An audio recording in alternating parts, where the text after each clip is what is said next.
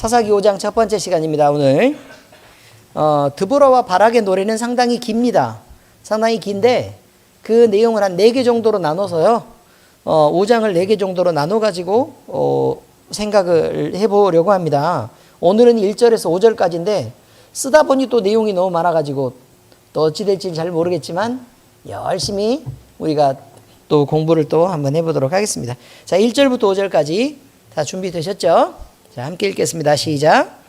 이날에 드보라와 아미노압의 아들 바락이 노래하여 이르되 이스라엘의 영솔자들이 영솔하였고 백성이 즐거이 헌신하였으니 여호와를 찬송하라. 너희 왕들아 들으라. 통치자들아 귀를 기울이라. 나 곧 내가 여호와를 노래할 것이요 이스라엘의 하나님 여호와를 찬송하리로다. 여호와여 주께서 세일에서부터 나오시고 에돔 들에서부터 진행하실 때에 땅이 진동하고 하늘이 물을 내리고 구름도 물을 내렸나이다. 산들이 여호와 앞에서 진동하니 저 신의 산도 이스라엘의 하나님 여호와 앞에서 진동하였도다. 아멘. 5절에 보면 시내산 나와 있죠. 시내산. 그러면 엄청 거룩한 산이라고 우리는 잘 기억하고 있잖아요. 맞죠? 그죠? 하나님의 산, 시내산은 엄청 거룩한 산이라고 그렇게 돼 있잖아요. 우리가 그렇게 알고 있죠? 시내산이 어떤 모양일까요? 우리 전도사님은 잘 알죠? 시내산. 어떤 모양인 것 같아요? 모양 자체가? 요렇게 생겼겠죠. 이렇게 생겼겠죠. 그런데 대부분은 다 바위로 돼 있고, 그 다음에 날카로운 돌들이 많고, 예, 그렇게 돼 있는데, 문제는 그 산에서는 물도 없답니다. 물도 거의 없어요, 물도. 그래가지고 사람이 보기에는 아주 황폐한 산이 시내산입니다. 그런데 문제는 그 시내산에서도 식물이 자란다는 거죠. 왜 식물이 자랄까요? 하나님의 구름이 그것을 덮었고 또 때때마다 하나님이 비를 내리셨기 때문에 그럴 거다. 그런 의미입니다. 그래서 하나님 없으면 아무것도 아닌 산. 그래서 하나님의 산인 시내산입니다. 그래서 호렙산 이렇게 부릅니다. 이해 잘 되셨죠? 네, 그렇습니다. 자, 그 다음에 세일이라는 땅이 또 나오잖아요. 세일. 세일이 어딘 줄은 아시죠? 세일. 에돔 족속이 거하던 광야 지역이 세일 지역인데요. 그 세일에 산이 있습니다. 또 근데 그 에돔 족속이 원래 살고 있었는데 이스라엘 백성들이 광야에서 나와가지고 그 사이를 통과해서 이렇게 가야 될 그런 일들이 있었잖아요. 그죠? 네. 그래서 어쨌든 그 에서의 후예들이 가게 해줬을까요? 못 가게 막았을까요? 그렇죠. 못 가게 막았지만 하나님이 그것을 무사하게 통과하게 해주셔서 그 어려운 지경을 쉽게 지나가게 했던 기억이 있었던 그 산을 의미하고 있다 이거예요. 네. 거기도 광야인데 하나님께서 물을 내리고 또 구름에서 또 물을 내렸다. 자, 이렇게 찬송하고 있습니다. 자, 이렇게 어떤 지명에 대한 거라든지 아니면 그 특징들은 조금 알아야지 우리가 이해하기 쉬우니까 그래서 드리는 말씀입니다. 여러분, 우리는 4장에서요. 하나님께서 이스라엘을 위해서 기사를 행하신 것을 보았어요. 그 전쟁하는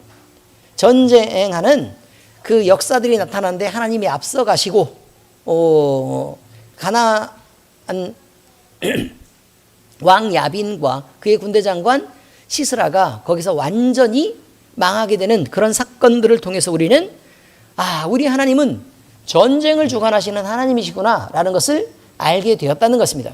그런데 이상하게 구약에서는 전쟁에 대한 얘기가 엄청 많이 나오죠. 그렇지 않습니까? 전쟁에 대한 얘기가 엄청 많이 나옵니다. 왜 전쟁에 대한 얘기가 많이 나올까요? 자, 다시요. 다시 이제 천천히 추적해 들어가기로 합니다. 성경 말씀은요, 누구한테 읽으라고 주신 말씀일까요?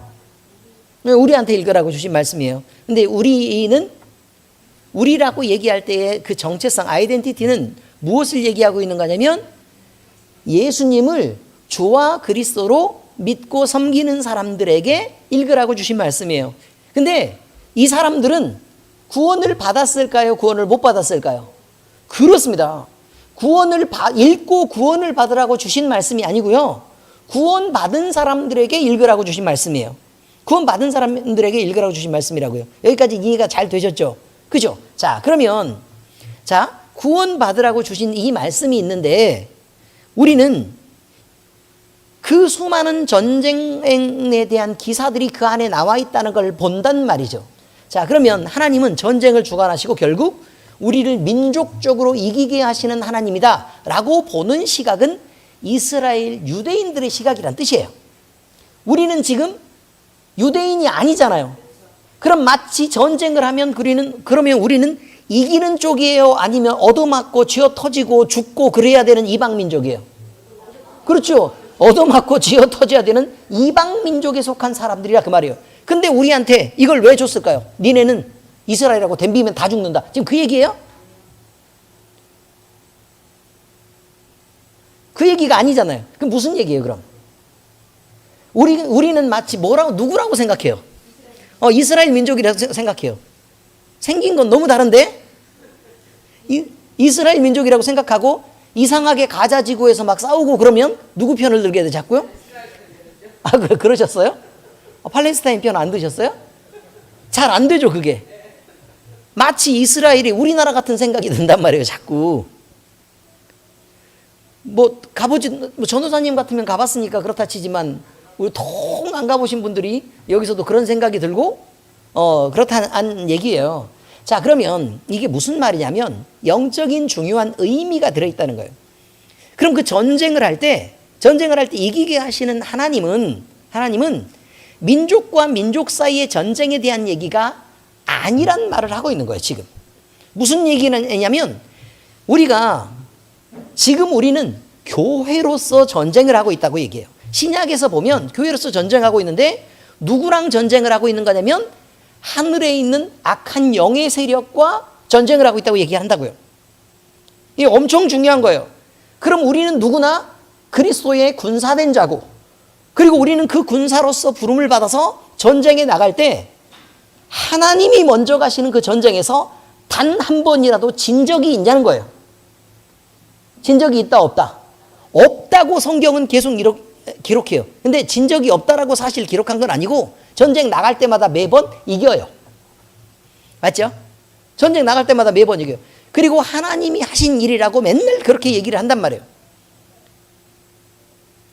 그리고 보면 또 뭐라고 얘기를 하고 있는 거냐면 하나님은 영이시니 예배하는 자가 영과 진리로 예배해라. 다시 말해서 하나님을 예배하려고 그러면 결국 주 앞에 나와야 되죠.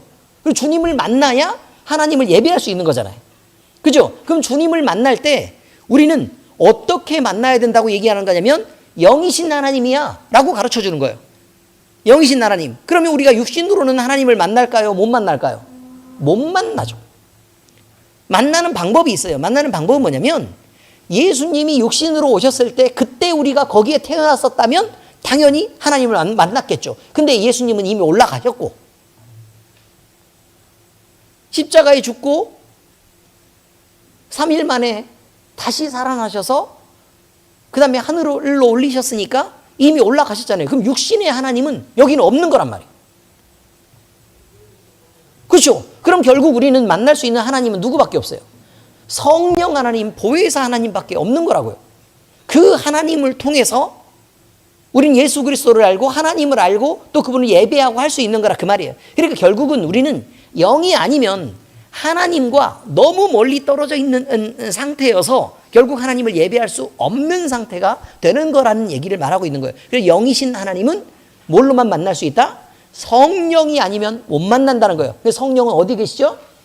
우리 안에 있어야 되죠. 근데 결국은 우리 안에 성령이 계시려고 하면 우리가 하나님이 계시는 전으로서의 부족함이 없어야 된다는 거예요. 하나님이 계시는 전으로서. 그럼 적어도 우리가 죄인이면 돼요, 안 돼요? 안 돼요. 그래서 죄를 벗어야만 하는데 이미 그 벗은 것은 됐다는 거예요. 왜요? 너희가 예수님을 주로 믿고 그리스도로 알고 있으니까 당연히 우리는 구원을 얻었다고 얘기하는 거예요. 그럼 구원을 얻었으면 그 다음의 전쟁은요, 너희가 스스로 주관하는 전쟁이 아니라 그때부터는 하나님이 앞서가시는 전쟁을 하고 있는 거라고 얘기를 하고, 그리고 밖에 나가서는 당할 수 있으니 너희가 함께 군사된 자로서 오와 열을 맞추고 그 군대 안에서 정확하게 명령에 따라서 움직이라는 거예요. 명령에 따라서 움직이라. 그 그늘이 어디냐면 교회라는 거예요. 그 그늘이 교회다. 우리는 이것을 지금 설명해 가고 있는 거예요. 이걸 설명해 가고 있다. 드보라하고 바락은요, 여자 사사 드보라였고 바락은 군대 장관이었습니다. 맞죠? 그런데 하나님의 말씀인 사사와 하나님의 말씀을 받아서 전달하는 역할이니까 하나님의 말씀인 인격인 사사 드보라와 그 다음에 하나님의 말씀을 들었지만 스스로 움직이지 못하고 말씀을 듣고 전달받아서 함께 가야만 움직일 수 있는 바락이라는 이 군대 장관은 승리를 경험하고 나서 같이 함께 찬양해요. 근데 둘만 찬양하는 게 아니라 이스라엘의 지도자들과 함께 찬양하고, 그리고 이스라엘의 그 전쟁에 참여했던 백성들과 모두 다 함께 모여서 하나님을 찬양한다 그 말이에요. 자, 근데 그 찬양의 첫 번째가 뭐냐면 하나님은 하나님이시다요. 하나님은 하나님이시다. 자, 이때 이들은 노래를 부른다고 얘기합니다. 노래를 부른다. 자, 노래를 부르는 거는요, 우리가 가만히 말로 그냥 쓰기에는 조금 감정적으로도 막 이렇게 잘 안 올라오고, 그 다음에 이게 한 번 써가지고 이게 편지 써놓고 이게 지나가면 또 잊어버리고 이렇게 하잖아요. 근데 노래로 만들면 전달하기도 쉽고 훨씬 더 간절한 감정도 더 잘 전달하게 되고, 그냥 그렇다는 거예요. 우리가 그 내용을 노래로 만들었다는 건, 그렇지, 찬미할 때 가장 좋은 수단이지 라고 지금 얘기를 하는 것입니다. 그런데 드보라와 바락은요, 그 마음속에서 얼마나 기뻤던지 그 기쁨을 찬송으로 드리려고 했던 것이다, 이런 말입니다. 그래서 전쟁에서 승리한 군대로서 느끼는, 그리고 하나님이 앞서가셔서 이긴 군대가 과연 얼마만큼 기뻤을까를 생각을 한번 해봐야 돼요. 원래 드보라와 바락의 군대는 겉모습으로만 보면 야빈과 시스라의 군대하고는 비교가 가능했을까요? 불가능했을까요? 전혀 불가능한 상태예요. 전혀 불가능한 상태죠. 이게 무조건 이겼다고 보니까, 이겼다고만 생각하니까 우리가 그래 뭐 당연히 이기는 거 아니야? 라고 생각하지만 사실은 겉으로 볼 때는 어마무시한 거란 말이에요. 어마무시하다. 그래서 그 차이가 너무 크기 때문에 감히 이기려고 상상도 못하는 거라 그 말이에요. 그 전쟁 앞에 나섰을 때 그들은 두려움이 있었을 거고, 그 다음에 그 군대들의 병거나 아니면 그 전차들을 한꺼번에 보고 그 수많은 말들과 그 다음에 수많은 군사들을 한꺼번에 봤을 때 그 규모에 위압당하고 공포감을 느끼는 게 당연한 거라는 거예요. 그런데 우리는 그냥 그 앞에서 이렇게 보고 있어요. 두려움 가운데 보고 있는 거라. 두려움 가운데 보고 있는 거다. 그런데 누가 먼저 움직이기 시작해요? 하나님이 앞서서 움직이기 시작해요. 그래서요, 쓱 지나가면서 그 군대를 한꺼번에 몰아서 흩어뜨려 버린다 그 말이에요. 그래서 정신을 못 차리게 할 거라. 지금 이렇게 얘기를 하고 있는 거예요. 자, 그러면 흩어지고 막 정신을 못 차리고 있으니까 뭐만 하면 돼요, 우리는. 그렇죠. 예수 그리스도의 이름의 군대가 딱 열만 맞춰서 밀고 들어가면 그냥 그걸로 끝나는 거라 그 말이에요. 이해는 잘 되시죠? 그럼 우리는 기도하면서 영적 싸움을 싸우고 있는 중에 있어요. 그리고 우리는 예배할 때도 영적 싸움을 싸우고, 우리는 살아가는 삶의 우리의 현장 속에서도 우리는 참 그리스도이냐 아니냐, 그리고 우리가 하나님을 품고 사느냐 아니면 그렇게 못하느냐, 우리의 마음에서도 사랑하는 사람들과 대화를 할 때도 서로 부딪히고요, 아끼는 사람들과 이야기를 할 때도 이 수많은 영적 싸움에 부딪히죠. 신앙생활도 마찬가지라는 거예요. 근데 이렇게 부딪히는 이 수많은 순간들 속에서 우리는 가만히 있어 보는 거예요. 가만히 있어 봐요. 누구를 품고요? 그렇죠. 가슴에 손을 얹고 우리 주님을 생각하고 주님을 품어보는 것이라 그 말이에요. 그리고 하나님이 앞서가시면 그때 제가 뒤를 따르겠습니다 라고 여러분은 기도할 수 있어야 돼요. 따라서 해보세요. 하나님이 앞서가시면 저는 뒤를 따르겠습니다. 그래서요, 가만히 어떤 시비가 붙거나 불편한 여러 가지 상황이 있을 때 가슴에 손을 얹고 부드러운 눈빛과 마음을 갖고 기다리는 거란 말이에요. 준비를 딱 하고 있어요. 그러면 앞에서 막 시끄러운 많은 일들이 막 벌어지고 어쩌고저쩌고 이렇게 하다가 결국은 하나님이 지금 하나님이 일하신다는 느낌이 들 때가 있단 말이에요.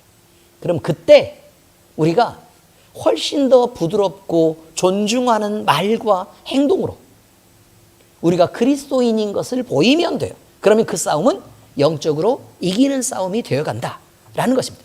우리가 처신하는 것 자체를 이렇게 생각하면 간단한 거예요. 그런데 하나님이 준비하고 딱 계신데 너는 그리스도인지 않냐? 그랬더니 우리가 나서가지고 하나님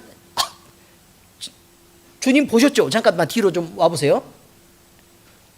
내가 이 인간을 용서를 했더니 점점 버르장머리가 나빠져서 견딜 수가 없네요. 내가 하나님의 이름 이렇게 욕을 먹어도 괜찮아요? 내가 앞서 나가서 한번 밟아버리고 그 다음에 하나님이 정리를 하시면 그 다음엔 간단하게 정리할 수 있도록 제가 한번 쓱 밀고 올게요. 아주 버르장머리가 없어요, 하나님. 이렇게 얘기하고 하나님을 밀어내고 자기가 앞서 나가서 휘젓고 다닌다 그 말이에요.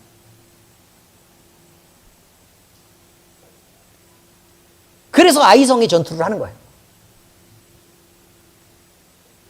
이상하게 이긴 것 같은데 마음이 너무 속상하고 불편해.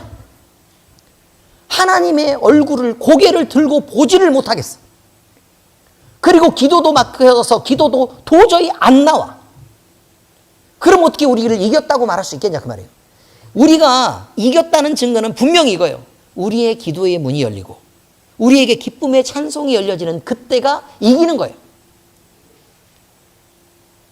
근데 이겼는데도 기도의 문이 닫히고 기쁨이 아니라 죄책감이 들고 불편한 마음이 계속해서 있고 내가 이번은 이랬지만 다음에는 정말 이러지 말아야 되는데 라는 생각이 들었다면 그때는 우리가 진 거예요. 바로 이것입니다. 여러분, 하나님을 찬송한다는 것은 노래로서만 찬양하는 게 아니에요. 시로도 찬양하고 기도로도 찬양하고 찬송은 본질적인 찬양은 이거예요. 주님 앞에 영광을 올려드립니다 라는 마음을 드릴 때 찬양이라고 얘기하는 거예요. 이해되시죠? 무슨 의미인지? 자, 그러면 내 영혼의 즐거움을 담아서 드리는 것이어야 된다고 얘기를 하는데 우리는요, 자 보세요. 성경에서 얘기를 할 때 하나님을 향해서 우리의 원통함을 드린다라고 얘기하지 않아요. 원통한 상황이든 아니면 억울한 상황이든 아니면 비참한 상황이든 간에 하나님 앞에 원통함을, 억울함을, 비참함을 드린다고 얘기하지 않는다고요. 결국 시편의 마지막을 보시라 그 말이에요. 결국 다 뭐로 끝나요? 하나님을 찬송합니다로 끝나고 있어요.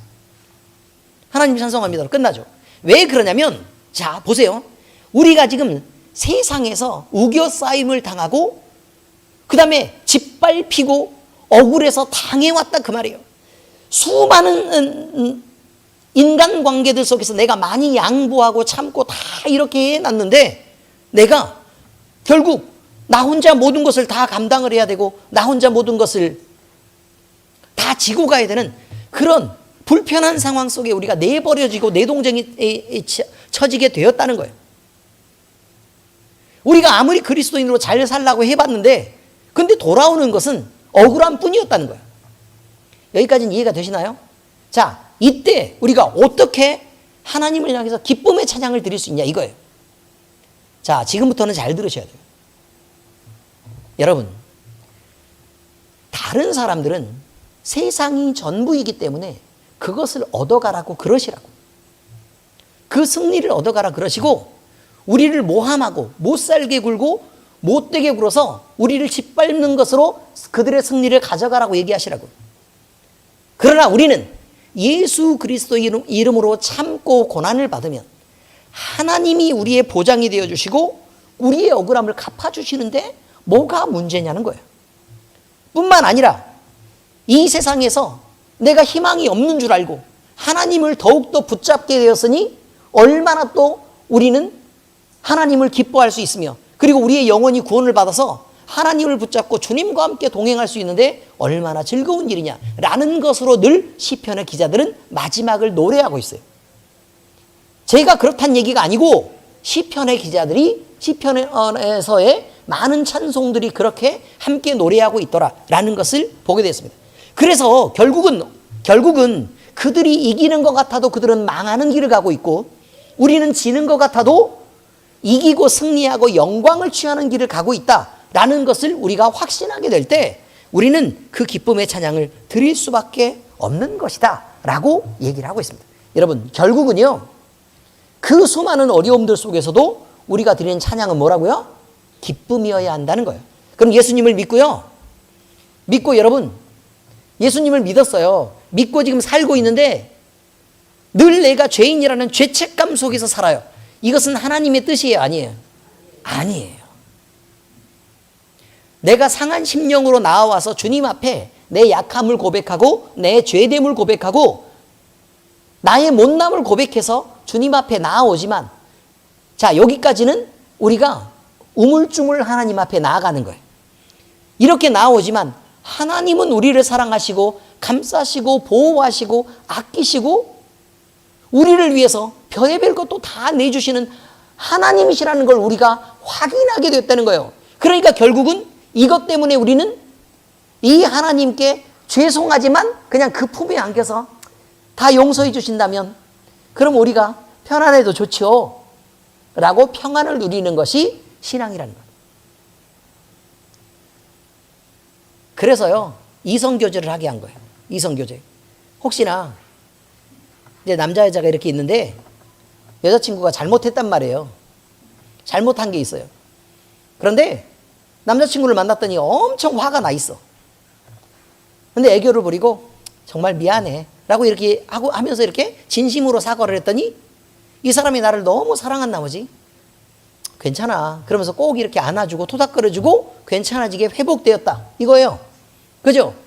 그러면 그 안에서도 우리는 위로를 얻고, 아, 이 사람이 나를 너무 사랑하는구나 라는 것을 확인하면서 내가 잘못했지만 확인하면서 더 큰 즐거움과 또 안심을 느끼는 것처럼 하나님 품은요, 사람과 사람 사이에서도, 불완전한 사람과 사람 사이에서도 이 정도인데 하나님은 그보다 훨씬 더 완벽한 용서를 준비하고 계신다는 거예요. 그러니 여러분, 죄책감 속에서 우리를 얽매거나 사탄의 사슬로 우리를 묶어두거나 아니면 우리가 연약함이나 아니면 나약함 때문에 우리 자신이 그냥 주눅 들어서 이렇게 살아가는 것이 하나님의 뜻이 아니라는 것 정도는 알아야 돼요.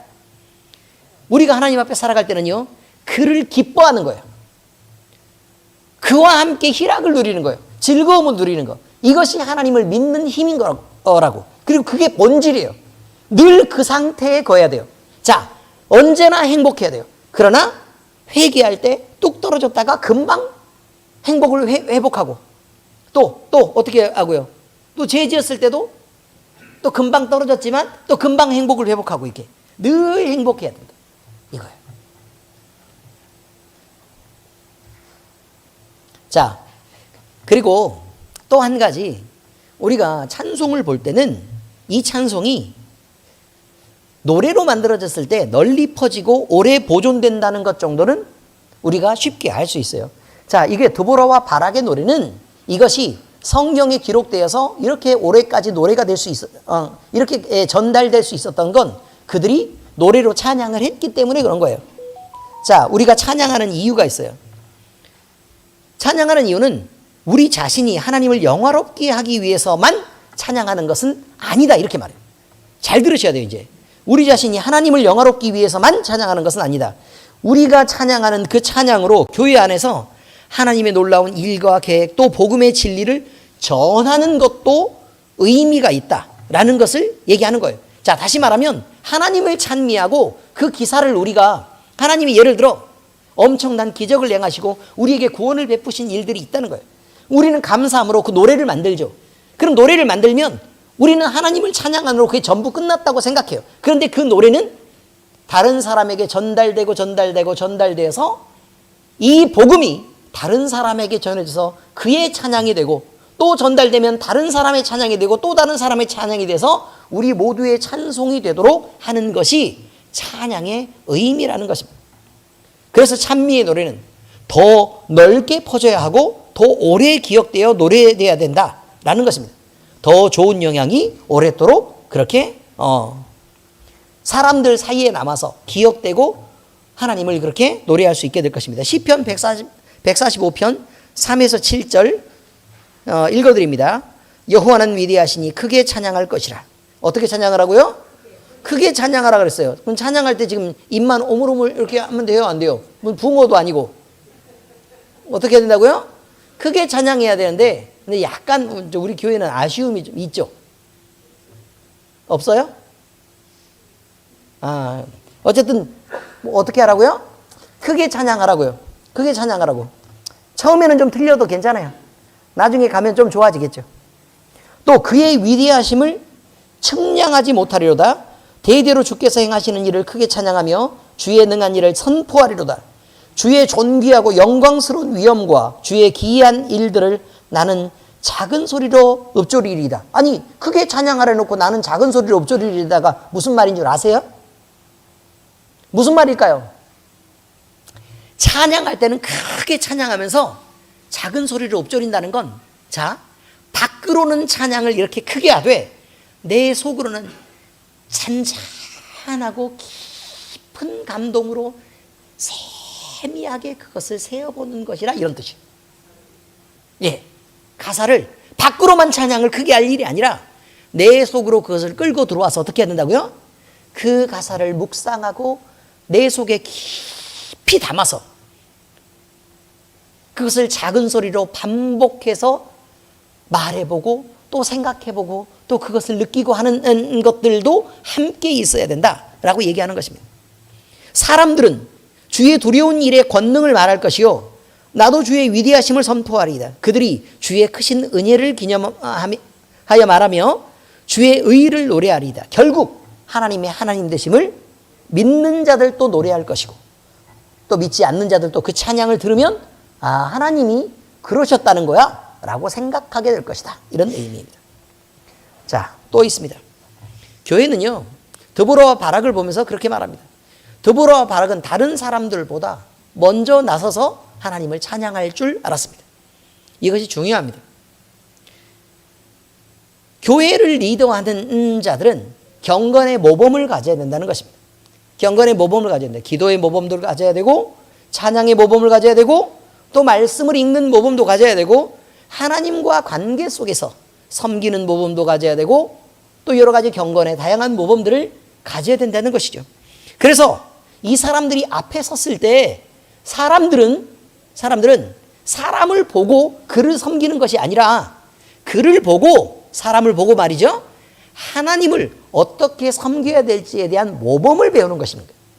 그를 높이는 것이 아니라 하나님을 높이는 방법을 배우게 될 것이라는 것입니다. 이제 우리는 이 사실에 대해서 먼저 우리 다른 사람 앞에서 가르치는 일을 받은 사람들은 특히 자신의 행동에 대해서 주의해야 됩니다. 왜냐하면 내가 하는 행동과 말이 내가 가르치는 사람들의 눈에 들어가기 때문에 그렇습니다. 그래서 내가 만약에 함부로 행동하고 불경건한 일들을 막 이렇게 행하죠. 그러면 그 사람들이 하나님을 그렇게밖에 못 배울 것입니다. 그러니 가르치는 자들은 반드시 하나님을 목숨을 걸고 섬기는 모범을 배워야 하고 그들에게 그것을 나타낼 줄 알아야 됩니다. 근데 그것은요, 사람들에게 보이려고 하는 일이 아니라 사실은 하나님을 그렇게 섬겨야 하기 때문에 그 모범을 가지라고 얘기하는 것입니다. 중요합니다. 이제 2024년이 시작될 때는요, 이제 우리 교회가 여러 교육 조직을 조금 개편해서 선생님들이 새로운 파트를 맡게 됩니다.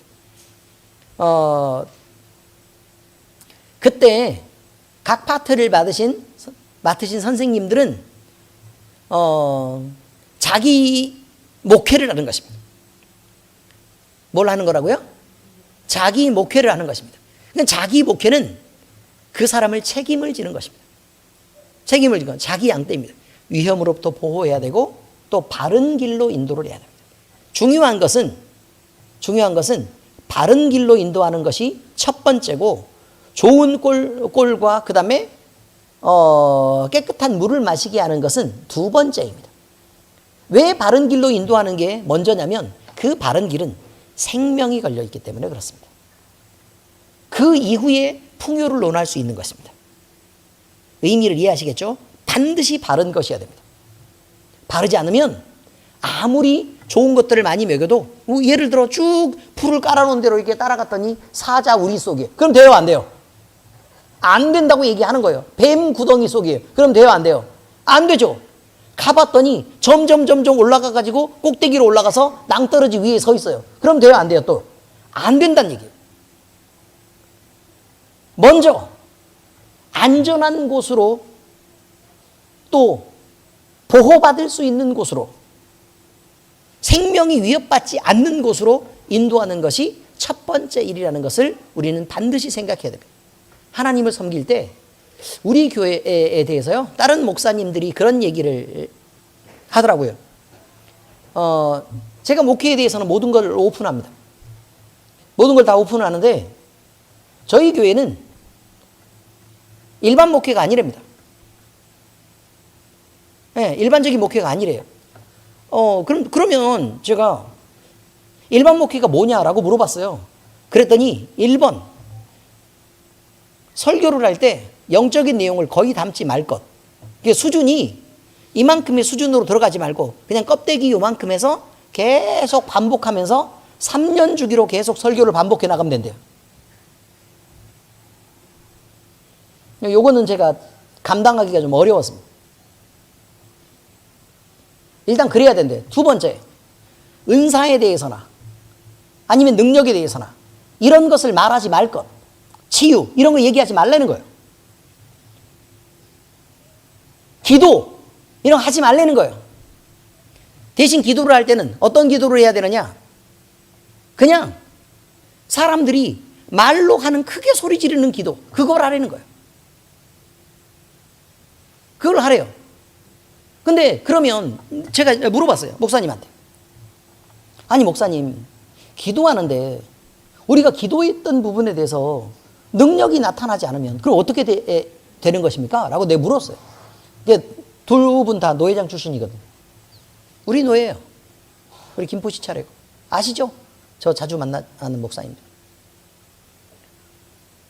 그랬더니 뭐라고 얘기하냐면 기도를 하지만 기도 응답 받는다고 기대하는 성도가 어딨니?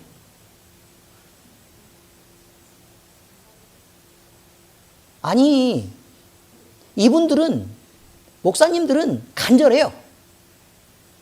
기도하고 그 기도에 응답받기를 위해서 막 너무 소중하고 막 이거에 대해 간절하다고. 그런데 만약에 그쪽을 얘기를 하잖아요. 그러면 이단 시비에 걸린대. 그래서 조심하라는 거예요. 박 목사 조심해. 조심하라고. 우리는 다 이해한다. 근데 박 목사는 조심해.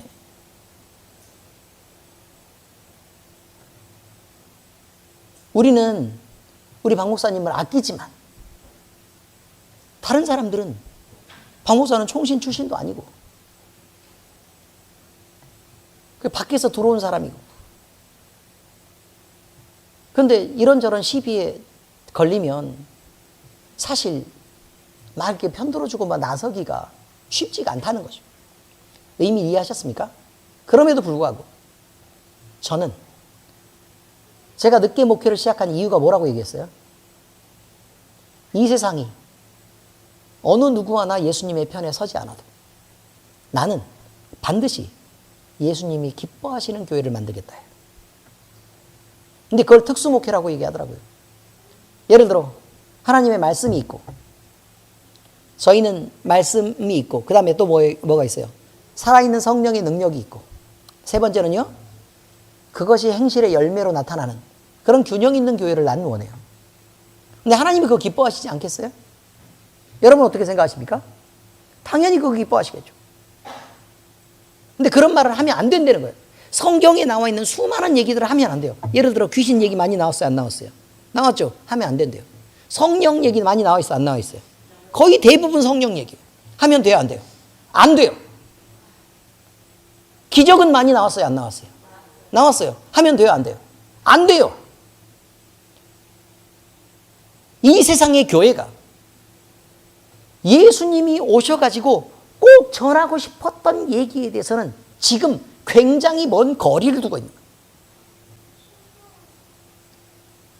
그리고 예수님이 배척했던 얘기가 있어요. 세상의 재물, 세상의 자랑, 이런 것들을 멀리하라고 얘기해요. 그런데 지금 교회들은 그 세상의 재물과 세상의 자랑에 너무 깊이 개입되어 있고, 그 다음에 로마로부터 유대의 독립과 예수님은 전혀 먼 길을 걸었기 때문에, 그래서 예수님이 십자가에 못 박혔어요. 그런데 정치적으로 꼭 해야 될 말은 해야 된답니다. 자, 극단적인 얘기를 하겠습니다. 여러분 윤석열 정부에 대해서 어떻게 생각하십니까? 어떻게 생각하십니까? 제 입장을 얘기해 드릴게요. 저는 마땅히 우리의 대통령이라고 생각합니다. 왠 줄 아십니까? 우리가 하나님 앞에 그만큼 범죄했기 때문입니다. 그만큼 바로 서 있지 않았기 때문에 그렇습니다.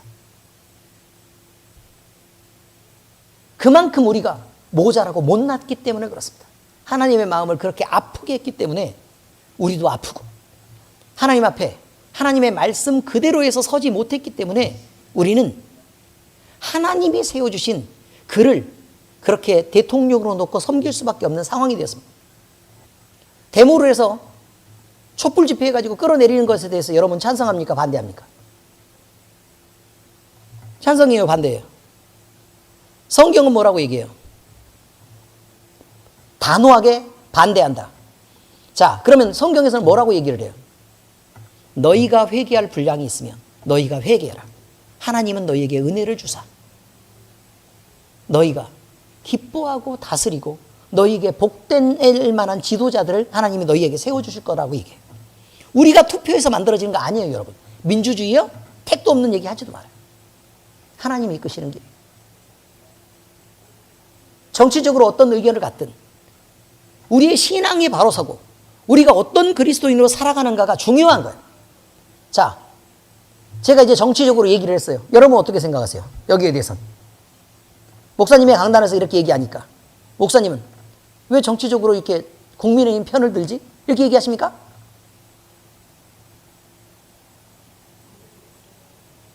성경 말씀 그대로만 얘기하는 것입니다. 중요한 것입니다. 성경 말씀 그대로가 아니면, 절대로 성경이 아니면 그것을 용납하지도 말고 받아들이지도 말고 시도하지도 말아야 합니다. 그게 주의 종입니다. 주님이 말하지 않았는데 스스로 움직이는 종이 어디가 있습니까? 주님이 요구하지 않았는데 자기 혼자 결정하는 종이 어디 있습니까? 여러분은 11조를 드리면서 여러분이 주의 것이라고 고백했습니까? 안 했습니까? 그런데 왜 여러분들을 마음대로 사십니까? 여러분은 여러분 마음대로 사실 권리가 없습니다. 이미 11조를 드리는 순간 여러분은 하나님의 것입니다. 하나님의 것으로 사시기를 예수 그리스도의 이름으로 축복합니다. 그것이 전부가 될 것입니다. 그것이 여러분에게 가장 소중한 가치가 되고, 그것 때문에 여러분이 살고 여러분이 숨을 쉴 거고, 그래서 여러분이 악한 진노에서부터 여러분이 그 진노를 벗어나는 일을 경험하게 될 것입니다. 어떤 귀신과 사탄, 마귀의 세력도 우리를 짓누르거나 붙잡고 있을 수 없게 될 것입니다. 왜요? 우리는 하나님의 사람이기 때문에 그렇습니다. 우리가 하나님의 소유가 될 때 그는 우리의 주인이 되시는 것입니다. 우리는 주의 것입니다.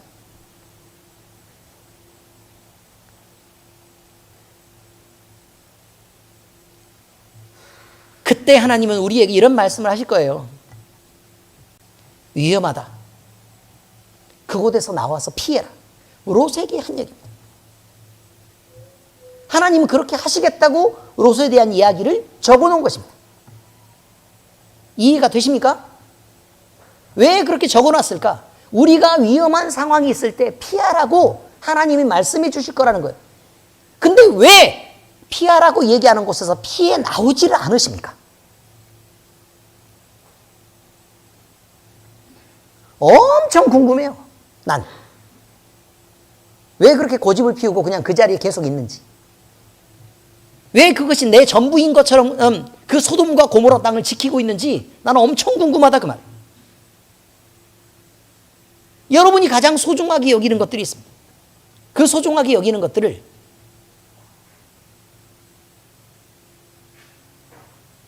하나님이 아니라면 포기하라고 얘기합니다. 손에서 놔버리라고 얘기하죠. 여러분은 절대로 그걸 포기하지 않습니다. 내 이 소중한 걸 지켜내기 위해서 하나님이 필요하다는 것입니다. 하나님, 빨리 앞에서 가로막아주세요. 그래가지고 어떤 위험도 당하지 않도록 내가 이 소중하게 내 지키는 것을 반드시 지켜주세요. 돈도 지켜주시고 건강도 지켜주시고 내 사회적 명예나 지위도 무너지지 않게 해주세요. 내 이 행복한 삶이 무너지지 않게 해주세요. 라고 얘기하는 이것은 내가 결정한 내 세상을 위해 하나님을 경비를 세우는 것입니다. 하나님은 그렇게 하나님을 섬기라고 얘기한 적이 없습니다. 우리가 소중하게 생각한 것이든 무엇이든 간에 다 놓고 하나님의 품에 들어가 안기라고 얘기합니다. 하나님은 사랑이시라고 말하고 하나님이 전부가 된다고 얘기합니다. 그래서 네가 정말로 필요한 것, 너에게 진짜 유익한 것을 하나님의 지혜로 알고 있으니 네가 소중하게 생각하지 않아도 너에게 있어야 될 것이면 내가 그것을 복주고 값어치 있게 하고 그것을 지켜내 줄 것이다 라고 성경은 계속 기록합니다. 우리가 지키려고 지키는 것이 세상이 아닙니다. 하나님이 지키셔야 지켜지는 것입니다. 하나님이 지키지 아니하시면 우리가 그 무엇으로 우리를 지켜낼 수 있겠습니까? 중요한 것입니다. 제가 주기적으로 기도를 받아야 된다고 얘기하는 사람들이 있습니다. 맞죠?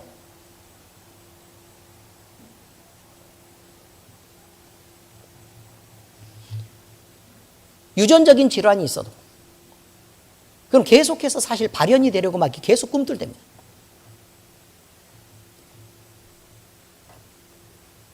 하나님의 품으로 들어오니까 그게 10년 넘게 발현이 되지 않습니다. 하나님이 누르는 것입니다.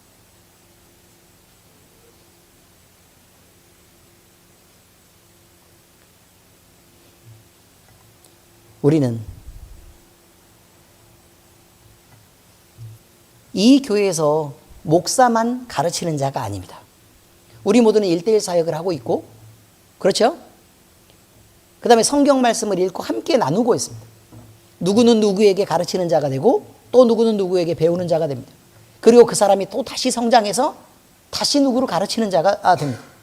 우리는 이렇게 성장해 가고 있고 그렇게 예수 그리스도의 제자가 되어가고 있습니다. 그럼 여러분 손을 한번 들어주세요.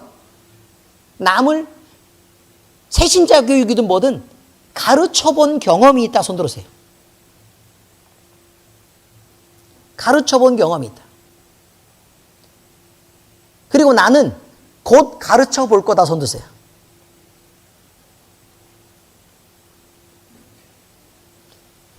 대부분 다예요.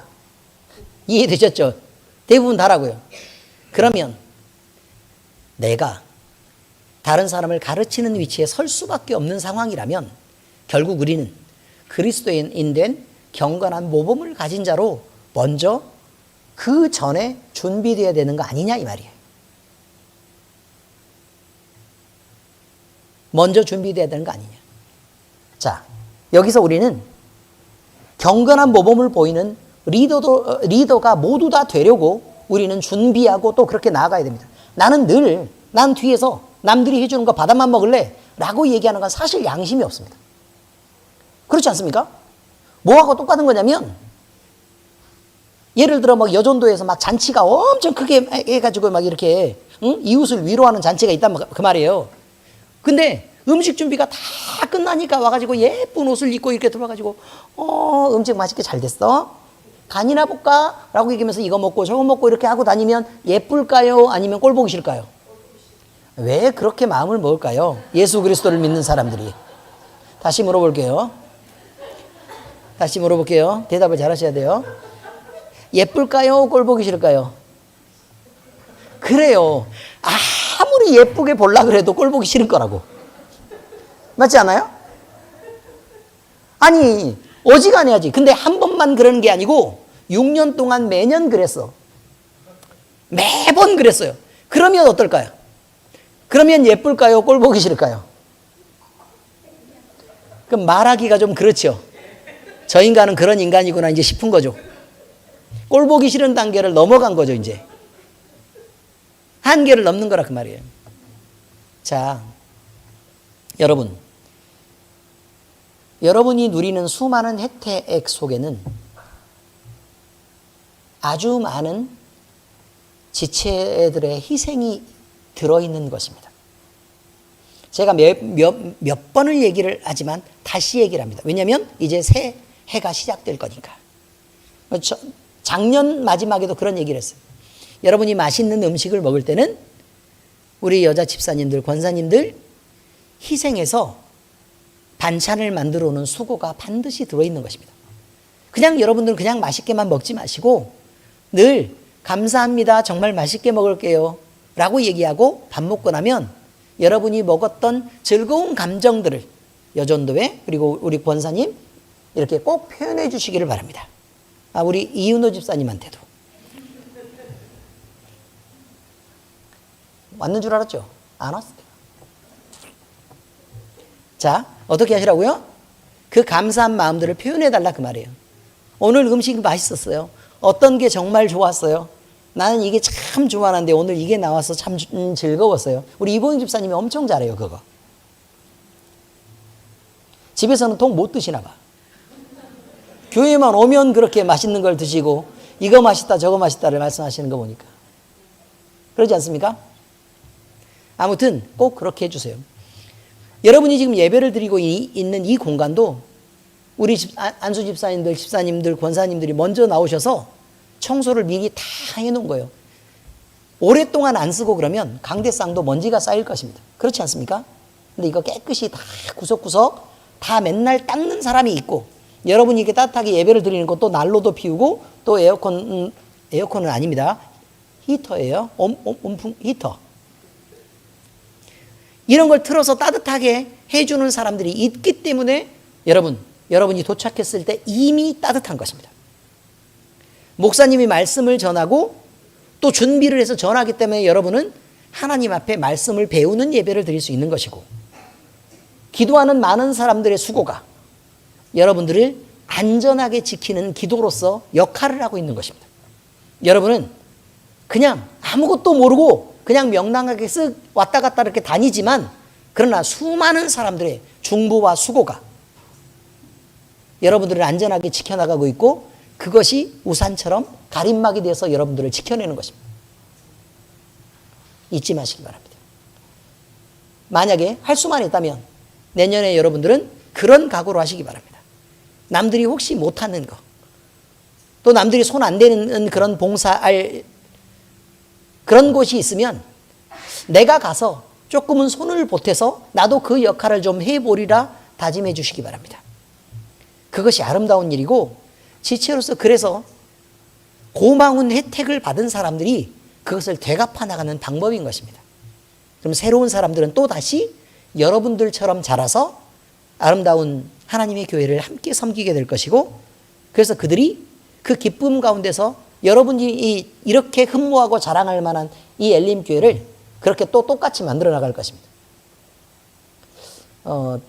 제가 아는 전도사님이 한 분 계신데요. 그 교회는 한 400명 된답니다. 한 400명 되는데 봉사하는 사람들이 너무 없어가지고요. 너무 없어가지고 봉사하는 사람들 숫자를 전체를 다 모아가지고 다 세보면 한 30몇 명 이쯤 된답니다. 그래가지고 도저히 교회가 돌아가지를 않아서 전도사님들 그다음에 뭐 부목사님들 이렇게 나와서 눈 치우고 막 중간중간에 막 해야 될 여러 가지 일들이 있죠. 우리 이 교회에서 우리 성도들이 함께 해온 그런 많은 일들을 사역자들이 다 그거를 다 하고 있더라고요. 그러니까 요즘도 평일 10시에 출근을 해가지고 그냥 밤에 몇 시에 퇴근할지도 모르는 파트인데 매일 그렇게 출근을 하고 있습니다. 그걸 보면서 우리 교회는 참 복되다. 뭐 비교해서 그런 건 아니고요. 복된 게 뭐냐면 그냥 봉사를 하면서 잘 돌아가기 때문에 복되다가 아니라 하나님의 교회를 섬기는 기쁨들이 우리 안에 있어서 그걸로 즐거워할 수 있으니 복되다예요. 그렇지 않습니까? 뭐라도 내가 하나님을 향해서 주를 향해서 내가 뭘 할 수 있다면 그걸로 즐거움 삼는 우리 교회가 참 복되다. 우리 교회는 인원수만큼 봉사하거든요. 그렇지 않습니까? 봉사 안 하는 사람이 거의 없으니까. 여러분들도 어쨌든 하나님의 아름다운 교회를 잘 섬겨 주시기를 바랍니다. 새로운 해가 다가올 때도 지금 이거는 지금 6개 중에 2개 한 거예요? 네. 어쨌든 오늘 말씀은 여기까지 배우고 다음 시간에 이어서 그렇게 할 수 있도록 그렇게 하겠습니다. 기도하겠습니다. 하나님 아버지 감사합니다. 우리 하나님께서는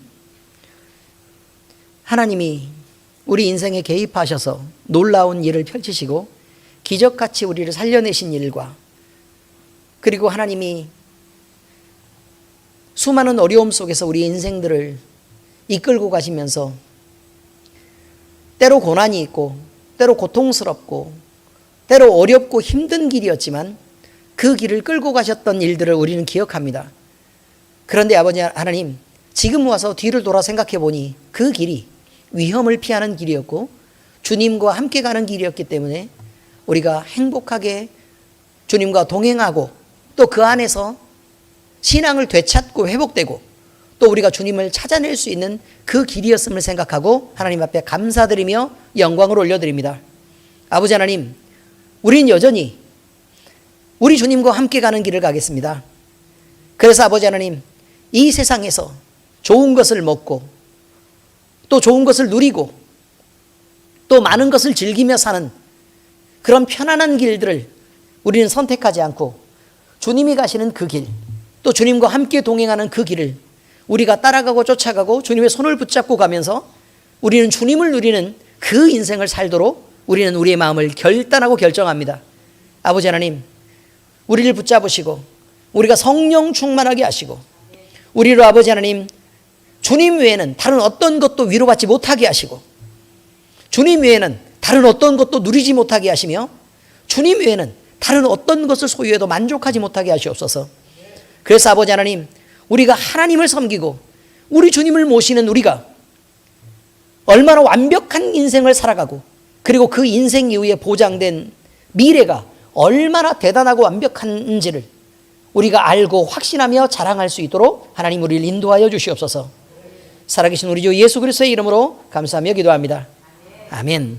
주기도문으로 예배를 마치겠습니다. 하늘에 계신 우리 아버지여, 이름이 거룩히 여김을 받으시오며 나라가 임하시오며 뜻이 하늘에서 이루어진 것 같이 땅에서도 이루어지이다.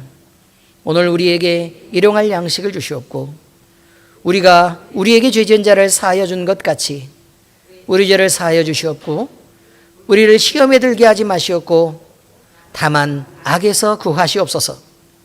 나라와 권세와 영광이 아버지께 영원히 있사옵나이다. 아멘.